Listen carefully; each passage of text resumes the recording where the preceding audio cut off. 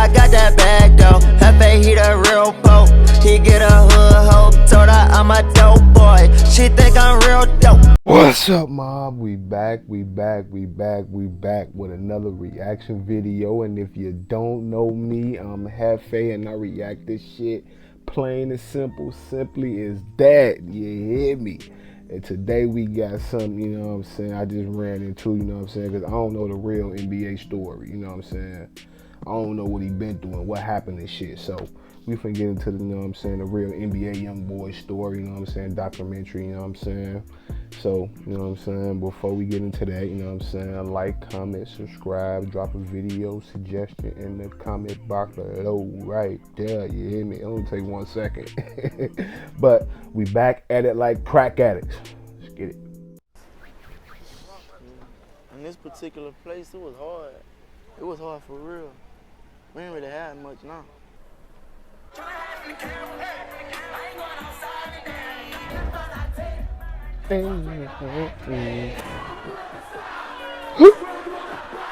He was turned, boy. He be turned. NBA YoungBoy. Never broke again. Yeah. Free YB. Yeah. Contrell was born on October 20th, 1999 in Baton Rouge, Louisiana. He referred to Baton Rouge as a rare place with a different culture, atmosphere, and crooked police. Shout out to Baton Rouge. He grew up without his father in the picture after he was sentenced to 50+ years. Damn, 50? His mother would move away because of this. She sent him to live with his grandparents on 38th and Chippewa Street at a young age with his half-siblings, one of them being his older brother, Pierre. Biologic is my real brother. I ain't no three with his real brother. He fell off of a bed at his grandparents', breaking his neck. This forced him to wear a halo brace until his spine healed, which would leave permanent scars on his head. YoungBoy would stay in Baton Rouge with his grandma, who he says spoiled him whenever she could afford it. When talking of his grandma, he says she's the only woman he's ever really felt love from. I always stay with my grandma like my grandma took care of me. My grandma gave me anything I want. My grandma made me feel love. I love my when grandma. She died, I ain't never felt that Rest feeling in peace, again. Only time I ever feel love is when I walk on stage. Growing up, he was closest to his older brother Pierre, who would have a lot of responsibility being the oldest of 10 siblings and half-siblings. Damn, 10? When Contrell was 7 years old, he came to Pierre on the porch with a notebook and told him he wanted to be a rapper, being inspired by his biological I did not mom, know who used to be a 3 rapper was his as well. real brother. He started off writing in the composition notebook. We was on the porch. He came to me with this composition notebook, and he was like, you know, this is what he gonna do. He began writing his first raps over the coming years, but was still a child and didn't take it 100% serious yet. As he and his brother got older, there's no question that the street life would influence them, but it wasn't always that way. In fact, they would try at an early age to make legitimate money by cutting neighbors' lawns for $7 each.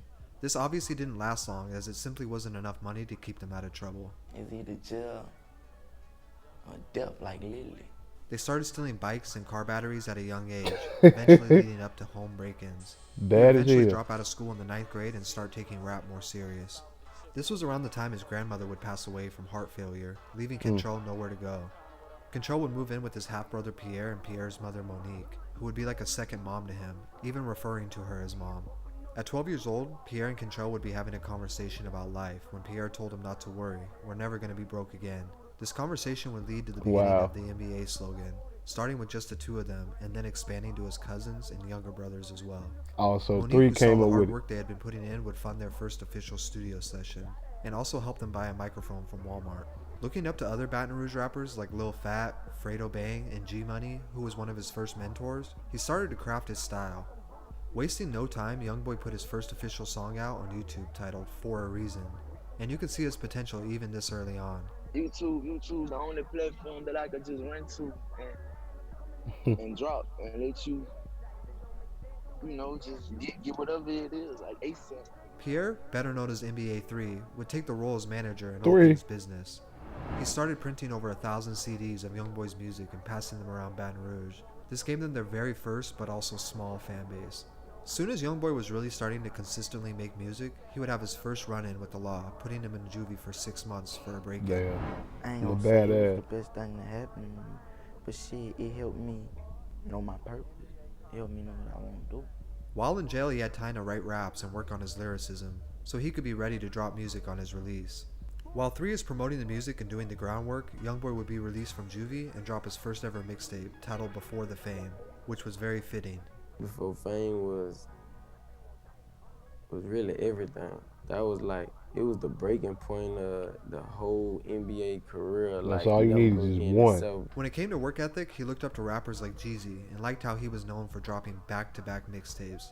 He knew he wanted to do something similar by flooding the streets with music.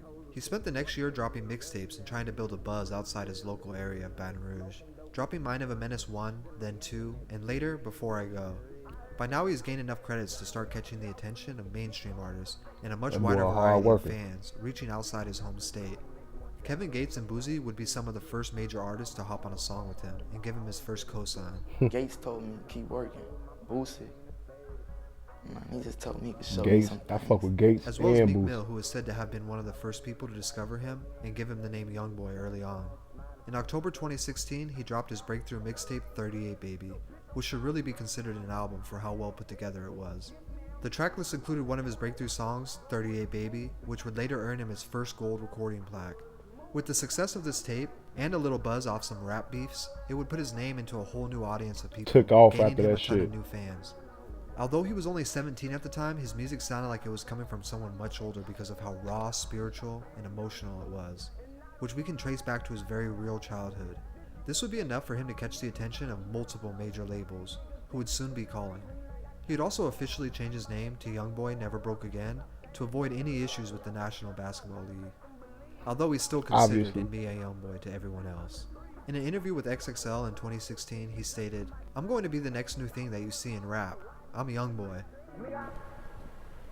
I'm a young On boy. November 28, 2016, NBA YoungBoy was arrested before a show in Austin, Texas. He was booked for 2 counts of attempted first-degree murder and held on Damn. a $200,000 bond. Although he was only 17, he could be tried as an adult for attempted murder. He went from the biggest new artist in rap scene to possibly facing life imprisonment. Just as everyone thought he would take a break from dropping music, he ended 2016 with yet 2 more projects, Mind of a Menace 3 and Before I Go Reloaded, which added up to over 6 mixtapes in a 1-year span, something Damn. that very few rappers are capable or even able to get away with, 2 of them being released from behind bars. This was a scary situation though. If YoungBoy was convicted, his career and everything he worked for could potentially end. He would be held until May of 2017 for when he faced his trial. Fortunately, he was released after taking a plea deal and immediately dropped his single Untouchable, which had a lot of messages hidden inside it. One of them saying, "I'll never jeopardize it again," where we can assume he was talking about his situation. At this point, what more could he have proven at 18 years old? Although that wouldn't be the last time YoungBoy would get into trouble, he has not come close to being charged with something this serious since. In 2018, he announced his first studio album, Until Death Call My Name. It featured Classic. artists like Future, Birdman, Lil Uzi, and Offset, solidifying his spot in the mainstream. From there forward, YoungBoy didn't even come close to stopping. He knew it was his time, dropping back-to-back mixtapes and EPs Facts. where he would go platinum in the streets and then platinum on the charts. I just knew at one point it wasn't no stopping me. You hear me? I knew this moment was gonna come, nigga, to put me right there with you. To date, YoungBoy has more gold and platinum plaques than you could probably imagine, and he has been consistently the most viewed YouTube artist for over 2 years straight, pulling over 50 million views a week. There's no denying what YoungBoy has accomplished is insane. All of this happened while spending a majority of his career either locked up or on house arrest, showing us nothing is impossible, even at a young age, but it wasn't easy. Damn.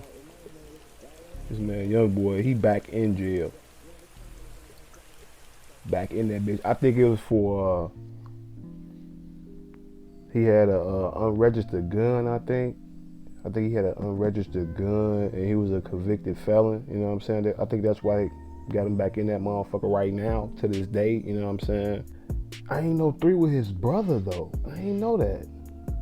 I ain't know his name was Pierre. But yeah though, that young boy big as hell. No bullshit. Like how he took off and shit, you know what I'm saying? He took off quick too. You know what I'm saying? Quick as hell, bro. No boy. I'm like, damn, who the is this NBA young boy little nigga? Let me check him out. You know what I'm saying? Like, oh yeah. He gonna be a star one day. And what happened? What's today? He a star, you feel me? But G, he need to stop doing that dumb shit, G. Like, you too big now to be doing dumb shit, you know what I'm saying? You at the height of your career, you know what I'm saying? Probably not even at your peak, you feel me? But yeah, that's the real. I don't think that's probably all of it, you know what I'm saying? But yeah, that's the majority, a summary, you know what I'm saying? But you know what I'm saying? I don't want to waste y'all time, you know what I'm saying? Like, comment, subscribe, drop a video suggestion in the comment box below right there. You ain't got to, you know what I'm saying? I ain't gonna put the steel to your grill. But on to the next.